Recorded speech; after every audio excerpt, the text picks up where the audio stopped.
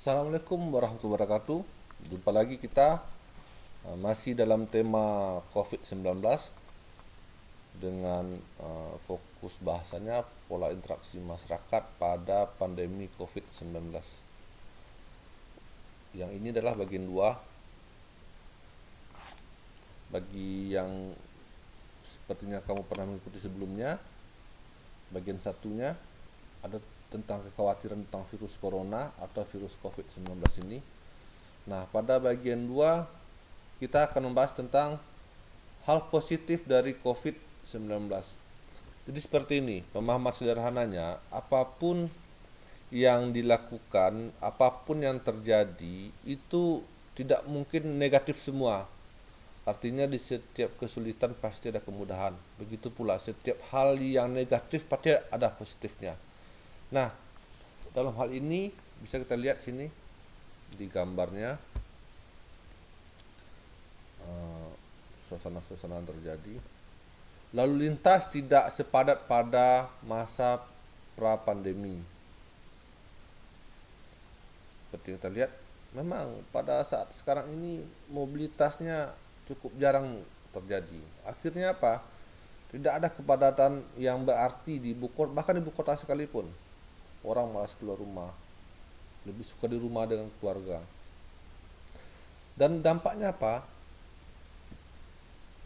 Ketika kita pergi ke kota seperti Jakarta, Batam, Kota Padang, Medan, Bandung atau kota-kota besar yang ada di Indonesia. Biasanya mereka itu pada siang hari itu pemukimannya sepi sekali, sepi. Uh, Hanya ada beberapa orang, rumah-rumah besar tinggi, dan semua penghuninya sibuk dengan bekerja di perusahaan, di kantor atau dimanapun. Saat seperti ini mereka ramai di pemukiman. Nah, setiap rumah ramai nampak sekarang ini. Ada yang menempatinya. Nah, akhirnya apa? Ketika ramai di rumah, kebersamaan antara keluarga, suami, istri, ayah, ibu, serta anak-anaknya akan semakin dekat. Yang selama ini komunikasinya mungkin kurang, bisa diperbaiki antara kakak dengan adik, antara suami dengan istri, antara tetangga mungkin bisa diperbaiki lagi. Kenapa? Karena kita berada di lingkungan yang dalam rumah, lingkungan di sekitar rumah, tidak tidak terlalu sibuk dengan pekerjaan yang sangat luar biasa tersebut. Dan pada masa ini juga ada juga kita berkegiatan bekerja dari rumah, work from home. Seperti yang kita ketahui saat ini, ruang dan waktu itu bukan hal yang sangat luar biasa sekali dalam pekerjaan. Kita bisa mengerjakan sesuatu asalkan ada sinyal internet, bisa kita kerjakan. Mau kirim email, mau kirim WA, Facebook, mau kirim IG atau LinkedIn, macam-macam. Untuk kepentingan perusahaan atau tempat kepentingan kantor kita atau tempat kepentingan dimanapun kita bekerja.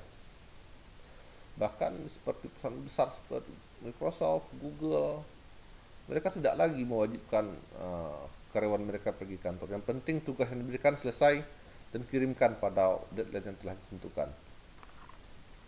Jadi itu adalah positifnya. Nah, kemudian ada pula hal negatif akibat COVID-19 ini, yaitu physical distancing atau jaga jarak antar individu. Ya, interaksi kita agak kurang ketika kita melihat sama orang. Kalau dulu bisa salaman, sekarang tidak bisa lagi. Otomatis ekonomi terganggu ketika ada COVID ini. Ekonomi terganggu, banyak sekali sektor ekonomi yang perusahaan-perusahaan besar hancur semuanya, banyak yang hancur. Dia omsetnya sekian miliar tutup, PHK karyawan, banyak sekali. Apalagi yang dia kerja serabutan seperti pedagang keliling atau penjual kaki lima yang hari ke hari harus berinteraksi dengan orang dalam menjual dagangannya. Itu sekarang tidak bisa lagi, sangat terbatas sekali. Nah, itulah membuat ekonomi akhirnya jadi terganggu. Kita bayangkan itu macetnya ketika kita mau belanja susah. Itulah yang terjadi. Dan kemudian dari sisi religi juga terjadi kondisi perubahan. Ibadah rutin yang biasanya dilakukan secara bersama-sama harus mengalah demi kejadian pandemi ini. Ini Mekah sangat sepi sekali pada masa-masa sekarang ini. Seperti yang kita lihat di gambar. Musim haji ditunda untuk membatasi penyebaran COVID ini oleh pemerintah Arab Saudi. Ibadah di masjid kita harus pakai masker, jaga jarak.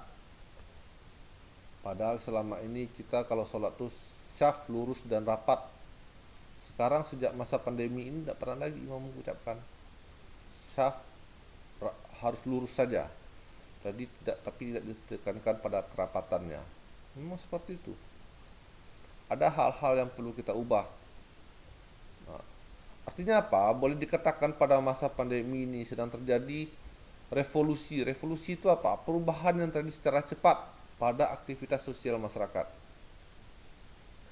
Cepat sekali perubahannya, langsung dijungkir balik. Dulu boleh dekat, salaman, berjabat tangan dengan erat, bahkan berpelukan, sekarang udah dikurangi.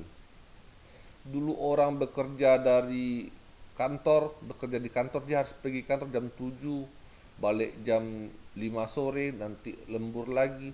Sekarang semuanya itu bisa dikerjakan dari rumah. Seperti kita lakukan sekarang ini, belajar pun kita sekarang daring, seperti yang kita lakukan sekarang ini.